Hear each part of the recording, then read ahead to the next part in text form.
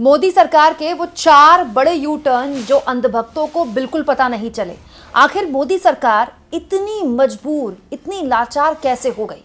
दोस्तों, आज बिना लाग लपेट मैं आपको 4 वो खबरें बताने वाली हूं जो आपको गटर मीडिया कभी नहीं बताएगा, क्योंकि ये खबरें न केवल मोदी सरकार की उस कमजोरी को उजागर करती है जो विदेश नीति के नाम पर हमसे छुपाई गई, बल्कि भारत सरकार की उन मजबूरियों की भी उजागर करती है जो गाहे बगाहे कम से कम उसको कभी एक्सेप्ट करनी पड़ती है और कहीं वो छुपा देती है। बिना बात को घुमाए आपके सामने वो पॉइंट्स रखती हूँ जिन्हें छुपाकर अंधभक्तों से मोदी सरकार अपनी फजीहत करवाने से बच रही है और जिन पर राहुल गांधी ने दरअसल चुटकी ली है।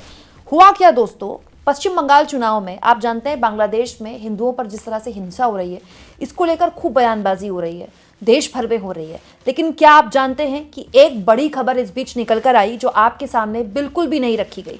वो बड़ी खबर ये है कि हमारे जो डिप्लोमेटिक मीटिंग है वो बांग्लादेश के जमाती इस्लामी चीफ से हो रही है। ये पहले वहाँ जमात इस्लामी चीफ ने बात बोली थी, अब भारत सरकार द्वारा भी ये बात स्वीकारी गई है कि जमात इस्लामी बांग्लादेश के जो लीडर है उनसे भारत के डिप्लोमेट की एक सीक्रेट मीटिंग हुई है और ये बात भारत सरकार ने स्वीकार कर ली है ऑन रिकॉर्ड। और ये मीटिंग 16 जनवरी 2026 को हुई है, मतलब करीब करीब आप कह सकते हैं कुछ घंटों पहले की बात है। दोस्तों, इसमें वैसे कुछ गलत नहीं है, क्योंकि बांग्लादेश में शेख हसीना के जाने के बाद भारत सरकार, आप जानते हैं, तमाम तरह के स्टेक होल्डर, जितने भी स्टेक होल्डर्स हैं उनसे बात कर रही है। जमात से भी बात कर रही है, तारिक रहमान से अभी कुछ दिन पहले बाकायदा एस जयशंकर उनसे मिलने गए थे। दोस्तों, बांग्लादेश की पूर्व प्रधानमंत्री, उनकी माता जी, उनका जब देहांत हुआ था तो एस जयशंकर प्रधानमंत्री मोदी का मैसेज लेकर गए थे। लेकिन सवाल ये कि घर के अंदर यही अंधभक्त इसी जमात के खिलाफ प्रदर्शन करते हैं। बीजेपी के पश्चिम बंगाल के नेता इसी जमात की तुलना तृणमूल कांग्रेस से करते हैं और आज देखिए उसी जमात से भारत सरकार बात कर रही है।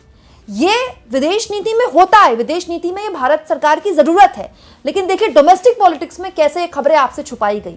ये है भारत सरकार का पहला यू टर्न, जो अंधभक्तों को पता चलेगा तो उनके पेट में बहुत दर्द होगा।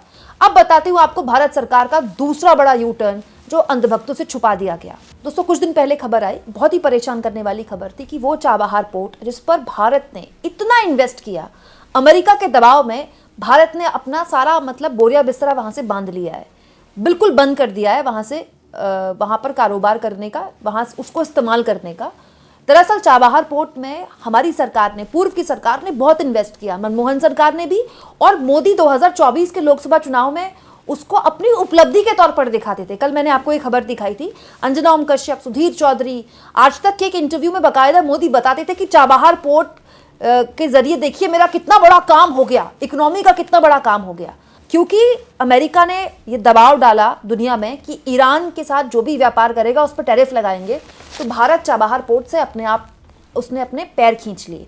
जैसे ही ये खबर मीडिया में वायरल हुई, भारत सरकार को इस मामले में जवाब देना पड़ गया। आप देखिए दोस्तों, रणदीप जायसवाल जो कि स्पोक्स पर्सन है मिनिस्ट्री ऑफ एक्सटर्नल अफेयर्स, विदेश मंत्रालय के, उनसे ये सवाल पूछा गया तो उन्होंने देखिए क्या बोला। On the question of Chabahar, on 28th October 2025, as you are aware, the US Department of Treasury had issued a letter outlining the guidance on the conditional sanctions waiver, which is valid till 26th April 2026. We remain engaged with the US side in working out this arrangement. दोस्तों, रणदीप जायसवाल ने बोला है कि इस मामले में US से वो लगातार बात कर रहे हैं। भाई, यूएस से क्यों बात करें हम? दोस्तों, ईरान से हमारे आज के संबंध नहीं है, दशकों पुराने संबंध है, सदियों पुराने संबंध है, और कभी भी ईरान हमारा दुश्मन मुल्क नहीं रहा। तो फिर हम ईरान के साथ कैसे संबंध रखेंगे, ये अमेरिका क्यों डिसाइड करेगा? ये अपने आप में बड़ा सवाल है।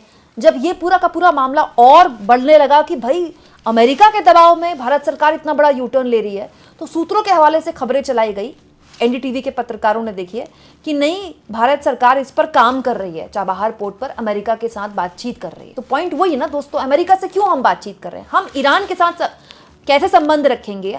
वो ईरान और भारत के बीच का मामला है ना, इसमें अमेरिका का क्यों रुख है? क्यों हम अमेरिका के आगे इतना झुक रहे हैं? ये दूसरा बड़ा यू टर्न है जो भारत सरकार ने लिया, जो आपके सामने नहीं रखा गया। तीसरा बड़ा यू टर्न दोस्तों, ब्रिक्स के देश रूस, चाइना, ईरान और साउथ अफ्रीका ये एक नेवल प्रैक्टिस कर रहे हैं, बहुत बड़ी naval practice.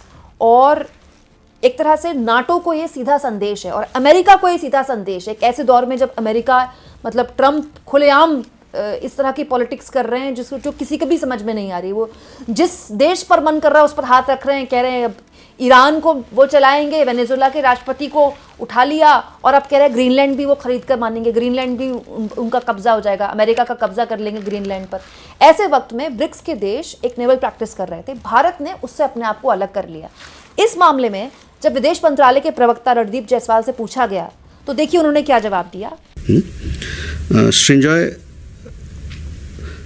well, I've seen that, and you would have seen several reports that this particular exercise is being held at the invitation of South Africa, and several countries have joined.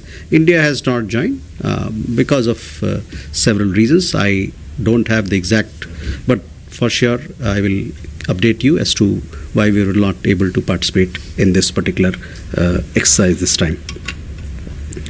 तो रणदीप जायसवाल कह रहे हैं कि उनके पास exact detail नहीं है। बाद में जब उनके इस बयान पर बहुत सरकार की सवाल उठे कि सरकार क्या बात बोल रही है, तब एक ऑफिशियल स्टेटमेंट जारी किया गया दोस्तों कि इस तरह की प्रैक्टिस पहले भी हो चुकी है और इस तरह की प्रैक्टिस में पहले कभी इंडिया ने पार्टिसिपेट किया है और कभी नहीं भी किया है। मैं समझ सकती हूँ दोस्तों, किसी भी ऐसी नेवल प्रैक्टिस में जहाँ चीन है वहाँ भारत कैसे अपने आप को शामिल करेगा। चीन हमारा ऐसा मुल्क नहीं है ना जिसके साथ हम किसी भी तरह की सैन्य साझेदारी कर सकते हैं। लेकिन फिर भी क्या ये जवाब देना ऐसे माहौल में ठीक था, तब जब अमेरिका के खिलाफ एक तरह से दुनिया में एक लामबंदी पैदा हो रही है? कहीं ऐसा ना हो कि ब्रिक्स देशों में भारत एक कमजोर कड़ी बनकर उभर जाए। इसके बाद ये थी वो तीसरी पलटी जिसके बारे में भारत सरकार अंधभक्तों से छुपा गई। और इस बीच एक और बड़ी खबर आ गई दोस्तों। खबर यह है कि अमेरिका और पाकिस्तान, आप सोचिए, अमेरिका और पाकिस्तान एक साथ सैनिक ट्रेनिंग ले रहे हैं। सोचिए, आतंकवाद के खिलाफ क्या हो रहा है, अमेरिका और पाकिस्तान साथ में सैन्य ट्रेनिंग ले रहे हैं। इससे बड़ा झटका भारत के लिए और क्या होगा कि अमेरिका पाकिस्तान को ट्रेन कर रहा है। दुनिया का सबसे बड़ा टेररिस्ट एक्सपोर्ट करने वाला देश टेररिज्म खात्मे के नाम पर अमेरिका के साथ युद्धाभ्यास कर रहा है। सोचिए, अभी कुछ दिन पहले एक खबर आई थी कि पाकिस्तान कोई नाटो के जैसा एक संगठन बनाने की कोशिश कर रहा है और काफ़ी हद तक उसमें आगे भी बढ़ रहा है, इस्लामिक मुल्कों का, जिसमें सऊदी अरेबिया पहले ही उसके साथ है और उसकी कोशिश है कि टर्की भी उसमें जुड़ जाए। अगर ऐसा कुछ हुआ तो आगे आने वाले वक्त में भारत के लिए ऑपरेशन सिंदूर जैसा कुछ भी करना और मुश्किल हो जाएगा पाकिस्तान के खिलाफ। ऐसे दौर में दोस्तों अमेरिका पाकिस्तान के साथ सैन्य अभ्यास कर रहा है। ये चौथा सबसे बड़ा झटका है जो अंधभक्तों के सामने हुआ, उनको पता भी नहीं चला। क्यों? क्योंकि गटर मीडिया ये बातें बताएगी तो इस सरकार की विदेश नीति की पोल खुल जाएगी। यही वजह है दोस्तों कि सुप्रिया श्रीनेत ने राहुल गांधी का 2025 अगस्त का ये पोस्ट अब शेयर किया, क्योंकि विदेश नीति के नाम पर इतने ड्रॉबैक्स इस सरकार को झेलने पड़ रहे हैं, जिसमें राहुल गांधी ने भारत के लोगों से कहा था, इंडिया प्लीज अंडरस्टैंड, मतलब भारत के लोग प्लीज समझिए, प्रधानमंत्री मोदी राष्ट्रपति ट्रंप की बार बार की धमकियों के बावजूद उनका विरोध इसलिए नहीं कर पा रहे क्योंकि अमेरिका अडानी मामले की जांच कर रहा है। उनमें से एक धमकी यह है कि मोदी AA, अब AA यहाँ पर राहुल गांधी ने जब यूज किया तो बहुत सारे लोगों ने कहा था ये अनिल अंबानी के लिए है, लेकिन पता नहीं किसके लिए AA यूज किया है राहुल गांधी ने। AA और रूसी तेल सौदों के बीच वित्तीय संबंधों का खुलासा किया जा सकता है। मोदी के हाथ बंधे हुए हैं। राहुल गांधी ने उस वक्त भी कहा था और अब भी कांग्रेस पार्टी ये कह रही है कि मोदी दरअसल ट्रंप के आगे इसलिए झुक रहे हैं क्योंकि उनके हाथ बंधे हुए हैं। क्योंकि अगर ट्रंप का मुंह खुल गया पूरी तरह से, जो कि पहले से ही बहुत खुला हुआ है, तो फिर कोई ऐसे राज निकल कर बाहर आ जाएंगे जो कि ये सरकार फिर पचा नहीं पाएगी। सोचिए दोस्तों, ये कितने बड़े झटके हैं भारत की विदेश नीति के मामले में, चाहे वो ब्रिक्स देशों से अपने आप को अलग करना हो या अमेरिका के इतने ज़्यादा दबाव में आना हो। और लगातार इस मामले में भारत सरकार एक ऐसे भंवर में फंसती हुई दिखाई दे रही है जिसमें उसके खुद समझ नहीं आ रहा है कि उसको करना क्या है। हमें अमेरिका टैरिफ की धमकी देता है तो हम चीन से SCO की बैठक कर लेते हैं, फिर चीन हमको किसी मामले में बयान दे देता है तो फिर हम रूस के पास चले जाते हैं। आप सोचिए, राष्ट्रपति पुतिन अभी दिसंबर में भारत आए थे दोस्तों, उस दौरे से भारत को क्या मिला हमें अभी तक नहीं पता चला है। और लगातार विदेश नीति के नाम पर इतने ड्रॉबैक्स भारत सरकार को झेलने पड़ रहे हैं। ये भारत सरकार की अब तक की विदेश नीति में जो भी इन्वेस्टमेंट उन्होंने किया कि भाई पूरा का पूरा जोर अमेरिका में लगा दिया, ये उसका एक जीता जागता फेलियर है। यही आरोप विपक्ष लगातार लगा रहा है। आपको क्या लगता है, क्या ये 4 पॉइंट्स वाकई में भारत सरकार की विदेश नीति की आलोचना करने के लिए जायज हैं दोस्तों। और ये 4 पॉइंट्स अगर अंधभक्तों को पता चल जाएंगे, सोचिए उनको कितनी मिर्ची लगेगी। कमेंट बॉक्स में जरूर लिखिएगा और जितना हो सके चैनल को शेयर भी करें और सब्सक्राइब भी।